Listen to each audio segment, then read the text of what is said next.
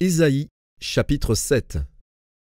Il arriva, du temps d'Akaz, fils de Jotham, fils d'Ozias, roi de Juda, que Rétsin, roi de Syrie, monta avec Pékash, fils de Rémalia, roi d'Israël, contre Jérusalem pour l'assiéger. Mais il ne put l'assiéger. On vint dire à la maison de David: Les Syriens campent en Éphraïm.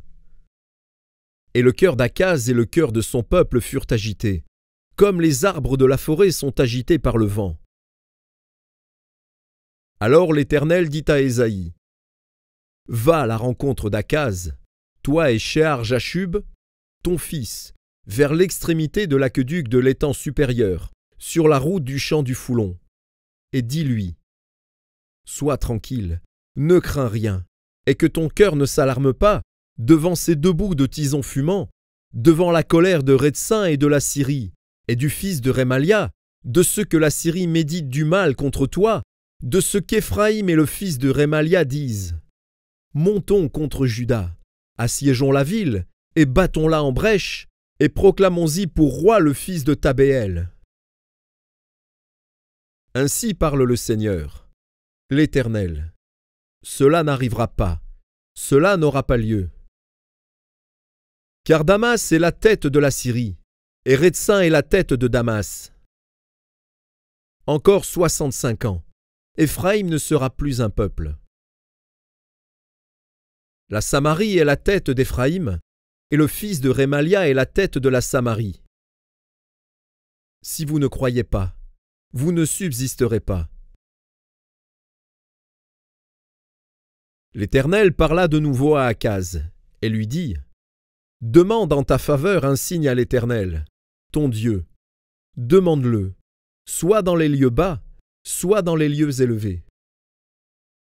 Akaz répondit: Je ne demanderai rien, je ne tenterai pas l'Éternel. Ésaïe dit alors: Écoutez donc, maison de David. Est-ce trop peu pour vous de lasser la patience des hommes, que vous lassiez encore celle de mon Dieu? C'est pourquoi le Seigneur lui-même vous donnera un signe.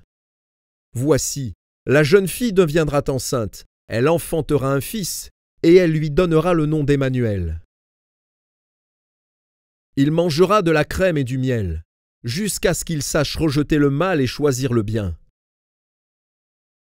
Mais avant que l'enfant sache rejeter le mal et choisir le bien, le pays dont tu crains les deux rois sera abandonné. L'Éternel fera venir sur toi, sur ton peuple et sur la maison de ton père, des jours tels qu'il n'y en a point eu depuis le jour où Éphraïm s'est séparé de Juda, le roi d'Assyrie.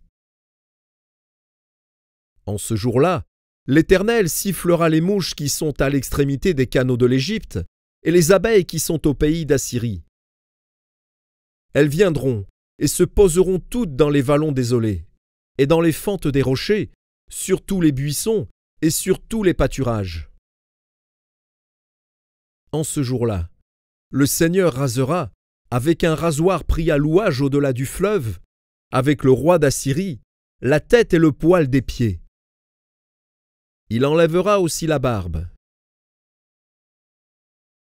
En ce jour-là, chacun entretiendra une jeune vache et 2 brebis, et il y aura une telle abondance de lait qu'on mangera de la crème, car c'est de crème et de miel que se nourriront tous ceux qui seront restés dans le pays. En ce jour-là, tout lieu qui contiendra 1000 ceps de vigne, valant 1000 cycles d'argent, sera livré aux ronces et aux épines. On y entrera avec les flèches et avec l'arc, car tout le pays ne sera que ronces et épines. Et toutes les montagnes que l'on cultivait avec la bêche ne seront plus fréquentées, par crainte des ronces et des épines. On y lâchera le bœuf, et la brebis en foulera le sol,